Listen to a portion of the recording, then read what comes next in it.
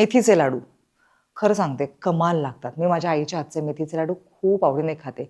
Simple खूप छान recipe आहे आणि ही रेसिपी तुम्ही घरी केल्यानंतर नक्कीच कमेंटमध्ये असं लिहाल की अरे ही इतकी सोपी रेसिपी आहे आणि इतकी उपयुक्त रेसिपी आहे. तुम्हाला सांगते, कणिक असते, कणिक आणि थोडीशी मेथी पावडर, कणिक, थोडीशी मेथी पावडर आणि तूप, याच गोष्टी लागणार आहेत. जसं आपण बेसनाचा लाडू बनवतो तसंच आपल्याला मेथीचा लाडू बनवायचा आहे.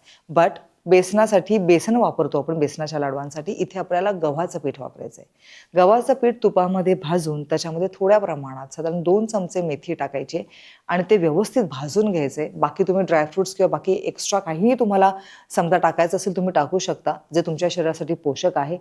त्याचे लाडू बनवा आणि तुम्ही खरंच खरंच कमेंट्समध्ये असं लिहाल की खूप चांगल्या पद्धतीचे मेथीचे लाडू बनतात, जे फक्त केसांसाठी नाही तर ते कमरेसाठी, कंबरदुखीसाठी अतिशय महत्त्वाचे आहेत.